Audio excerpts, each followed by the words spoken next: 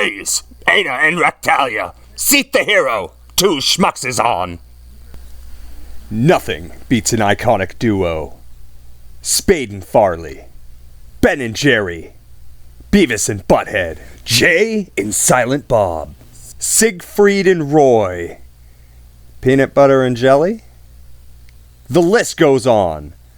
One of the Sega Genesis' most iconic duos were ToeJam and Earl, the stars of a quirky adventure game that was equally bizarre as it was fun, filled to the brim with 90s tude, and cemented itself as a cult classic among the gaming community.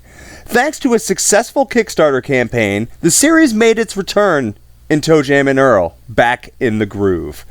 This time around, Macaulay Culkin from Home Alone fame was brought on as executive producer, if the series wasn't already 90s enough. ToeJam and Earl Back in the Groove is a procedurally generated rogue-like experience. You play as the titular characters and their female friends as they collect pieces to rebuild their ship that crashed down to Earth. The funky music paired with the Nicktoons meets Keith Haring-like art-style scream 90s nostalgia on the title screen. It looks like a pattern that could have been worn by the Fresh Prince of Bel-Air, or even Rocco from Rocco's Modern Life. The Sega Genesis-inspired artwork on the reversible cover sets expectations. This is a ToeJam and Earl sequel, plain and simple. Adding to the nostalgia, two of the playable characters are the original ToeJam and Earl, who appear younger. But look at how the original ToeJam has no clothes. He was a free spirit back in those days. ToeJam looks like a licorice Gumby with the soul of E.T. Flava Flav crossed with a Twizzler, so to speak. Earl, on the other hand, straight up looks like Patrick the Star from SpongeBob. The game's graphics have a smooth HD art style, where the animations have a simplistic fluidity, much like a Flash-based game from the early days of America Online.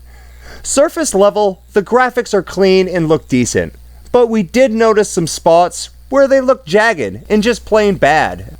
For an example, look at the bottom of the level platforms. We felt there was a missed opportunity here, as we imagined how cool a 16-bit art style in the vein of the original game would have been. This game suffers from stuttering and frame rate issues when loading between stages and minigames. Normally we don't mind these too badly, but here it's frequent and distracting. We're not sure if this is just limited to the Switch port or if it occurs across all platforms, but it does kill the vibe of what otherwise is an enjoyable game. Gameplay involves lots and lots of shaking of trees and bushes to find items. What is this, Animal Crossing? Come on. The foods and presents you find in the game often have negative effects. Eat any food you don't like and your character will puke and lose some life. And using a present is like Russian roulette. You never know when you're going to get the bullet.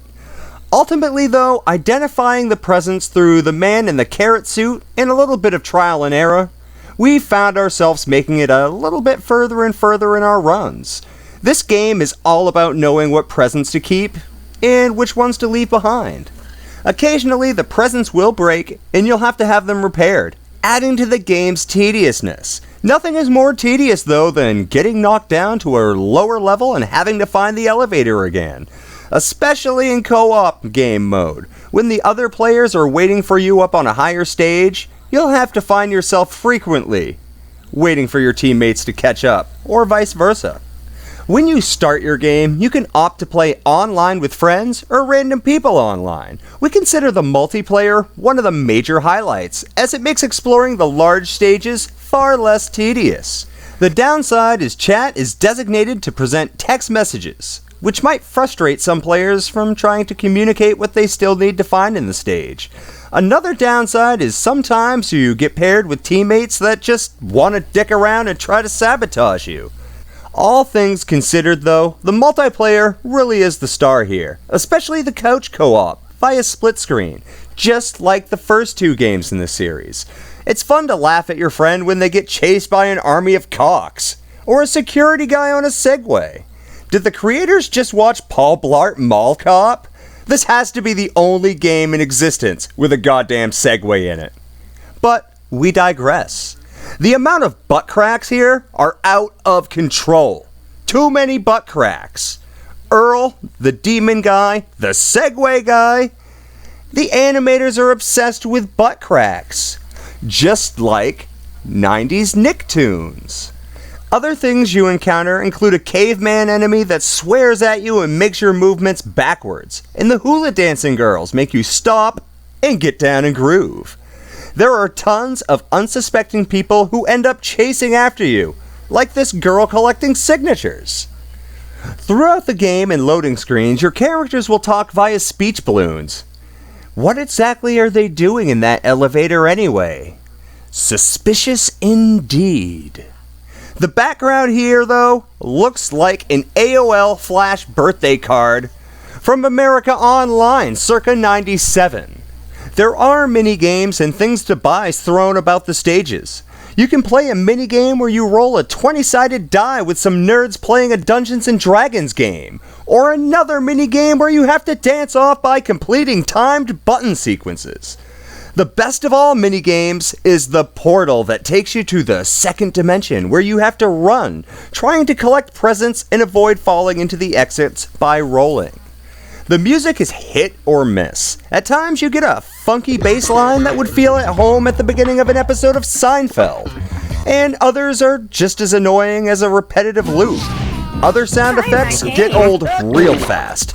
Luckily in the options, you can turn them down or off completely if they start to get to you and drive you crazy.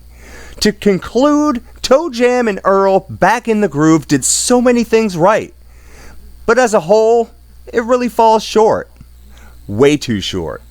This game could have and should have been better with a little bit more polish and TLC from the developers. Even Macaulay Culkin couldn't save this one. The ToeJam and Earl formula needs something extra to be fresh and relevant in 2019. Maybe they could have made the weapons better or more fun to use, but instead, they just made another ToeJam and Earl game. Faithfulness to the source material is something we appreciate. So, with a tip of our hat, we give ToeJam and Earl Back in the Groove a 6 out of 10 on the Schmuck scale. So with that being said, thanks for watching Two Schmucks Review, ToeJam and Earl. Watch our other content, like, subscribe, and join our Grand Falloon. You can also follow us on Twitter and Instagram at 2_Schmucks. See you.